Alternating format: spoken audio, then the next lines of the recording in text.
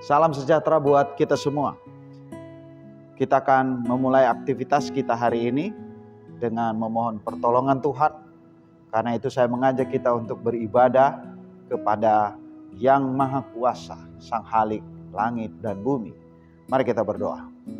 Bapa di sorga, kami mengucap syukur kepadamu. Karena Bapa yang adalah Sang Pencipta, Bapa yang adalah sumber kehidupan. Dan karena itu kami harus tunduk dan berpasrah hanya kepadamu. Hari ini Tuhan anugerahkan bagi kami untuk kami dapat melakukan aktivitas. Sebelum kami beraktivitas, tuntun kami dengan kebenaran firman-Mu.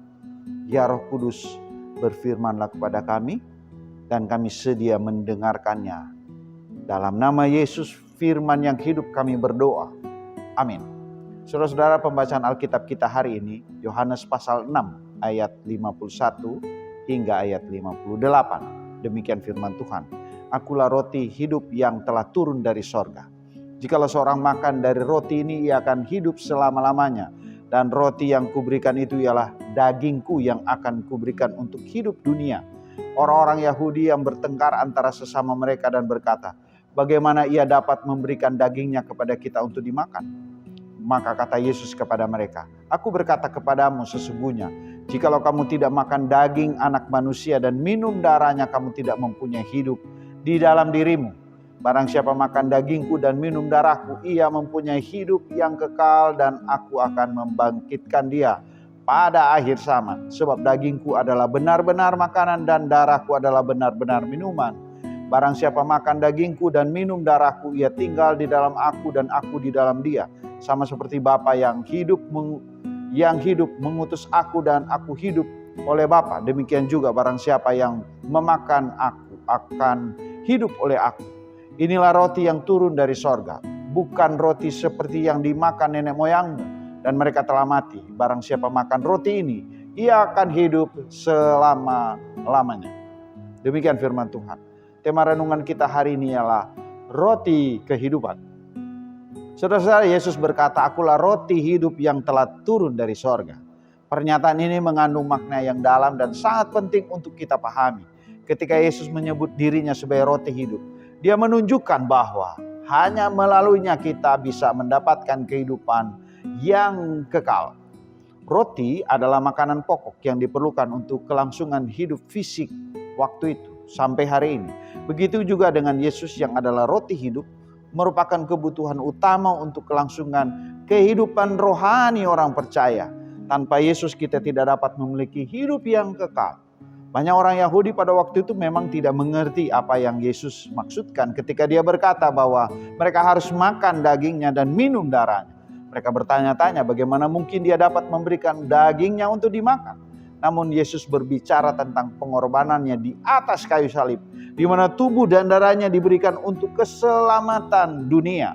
Dengan percaya kepada Yesus dan menerima pengorbanannya, kita mengambil bagian dalam hidup yang kekal yang Ia tawarkan. Kita harus tinggal di dalam Yesus dan Dia di dalam kita. Sebagaimana Yesus tinggal di dalam Bapa dan Bapa di dalam Yesus. Dalam kehidupan sehari-hari, mengikuti Yesus sebagai roti hidup berarti kita menempatkan Dia sebagai pusat kehidupan kita. Mengikuti ajarannya dan hidup dalam kasih-Nya. Dengan demikian, kita tidak hanya menerima berkat kehidupan kekal, tapi juga kekuatan dan damai sejahtera yang berasal dari dirinya sepanjang kita ada di dunia ini. KJ 4:12 kita nyanyikan bersama-sama.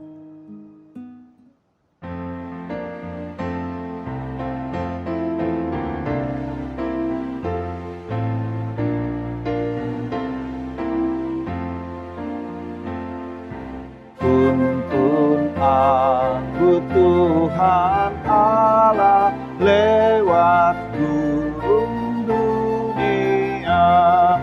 Kau perkasa dan setia, bimbing aku yang lemah. Roti surga, puaskanlah jiwaku, puaskanlah jiwaku. Mari kita berdoa. Bapa di sorga, kami mengucap syukur karena Yesus Kristus adalah roti kehidupan yang menjadi kebutuhan utama semua orang. Oleh karena itu Tuhan, firman yang telah mengingatkan kami untuk berfokus kepada Kristus melalui percaya dan mengikuti perintahnya akan mendorong kami untuk terus hidup berkenan kepadamu. Tuntun dan bimbing kami ya Allah untuk hidup taat setia hanya kepadamu. Di dalam nama Yesus yang adalah roti hidup, kami berdoa dan bersyukur. Amin.